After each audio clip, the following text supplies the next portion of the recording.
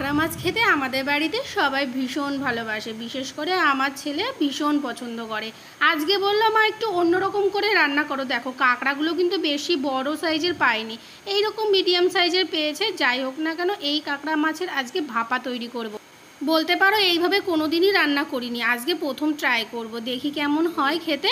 মা কাঁকড়াগুলো কেটে দিচ্ছিল, মা বললো আমি কাঁকড়াগুলো কেটে দিই, আর আমি বললাম তাহলে তুমি সুন্দর করে গুছিয়ে কেটে দাও, কেননা কাঁকড়ার মধ্যে জানো তো অনেক নোংরা থাকে, যেগুলো আমি খুব সুন্দর করে পরিষ্কার করতে বুঝি না। মা সুন্দর করে পরিষ্কার করে দেয়। আর এই যে দেখতে পাচ্ছ ঘিলু, এইগুলোকে মা সুন্দর করে চামচ দিয়ে কুচিয়ে বের করে নেয়। এগুলো দিয়ে পেঁয়াজ রসুন দিয়ে ভাজা করে এক থালা ভাত খাওয়া যায়। তা বেশ অনেকগুলোই কাঁকড়া এনেছিল। তারপরে কাটা ধোয়া হয়ে গেলে আমি এইদিকে ভাবলাম মাটির হাঁড়িতে কাঁকড়া রান্না করব। এই যে সেই দইয়ের হাঁড়ি, কালকে একটা নতুন দইয়ের হাঁড়ি এনেছে। হাঁড়িটা কেন ফেলবো, একবার তো রান্না করতেই হবে। তো এই হাঁড়িগুলো জানো তো ফাটে না, আর আমি অনেকবার বিভিন্ন জায়গার থেকে বড় বড় হাঁড়ি কিনে এনেছি। যতবারই রান্না করতে গেছি একবার রান্না করেছি, তারপরে ফেটে গেছে, ফেলে দিতে হয়েছে।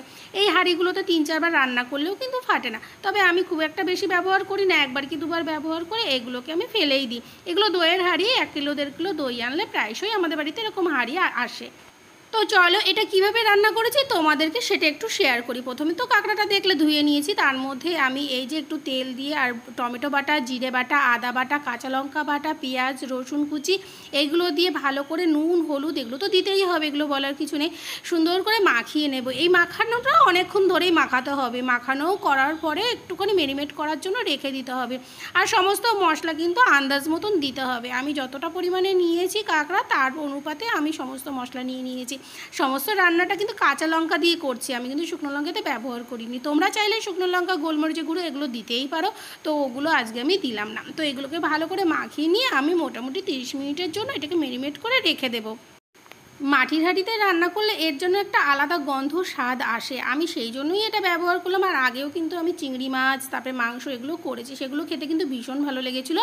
আর আমার ছেলে এই হাঁড়ির গন্ধ যে রান্নাটার মধ্যে আসে না, এটা খুব পছন্দ করে, তাই বারবারই বলছিল মা তুমি একটু অন্যভাবে করো, অন্যভাবে করো। তো আমি যখন এইভাবে রান্না করছিলাম ও কিন্তু আমার পাশে ইনস্ট্যান্ট দাঁড়িয়েই ছিল দেখার জন্য, আর ও কিন্তু ভীষণ পছন্দ করে এই রান্নাগুলো মাটির হাঁড়ির মধ্যে। যাই হোক আমি ঢাকনাটা দিতে গেলাম, ঢাকনাটা কিন্তু ছোটো হয়ে গেলো, তারপরে এই ঢাকনাটা একটু বড় হয়ে গেল। যাই হোক এটা দিয়ে ঢাকা দিয়ে এই দেখো আমার রেডি হয়ে গেছে কাঁকড়া ভাপা। এবার কলা পাতার মধ্যে এটা ঢেলে দিলাম, আর কলা পাতার গন্ধে কিন্তু এটা আরও সুন্দর টেস্টি আর গন্ধ হয়ে গেল।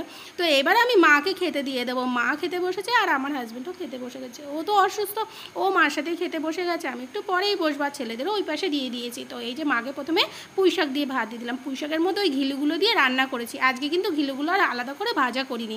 এটা দিয়ে মা খেয়ে বলছে খুব সুন্দর হয়েছে, সবাই বলেছে খুব সুন্দর হয়েছে। আর তারপরে মা খেতে খেতে বলছে কাঁকড়া ভাপাটা কিন্তু আজকে ভালো হয়েছে, কেননা মা আগেই কিন্তু কাঁকড়া ভাপাটা খেয়ে নিয়েছে, তারপরে পুঁই শাক দিয়ে খাচ্ছে। মা একটু ঘুরিয়ে পিছিয়ে খায়, মানে যেটা ভালো রান্না সেটা দিয়ে খেয়ে দেখলো, যদি ভালো না লাগে তাহলে পুঁই শাক দিয়ে খাবে। আর এই যে কাঁকড়া দিয়ে টক করেছি, তোমরা কে কে কাঁকড়ার টক খেতে ভালোবাসো? ছোটো ছোটো কাঁকড়ার টক খেতে কিন্তু বেশি ভালো লাগে।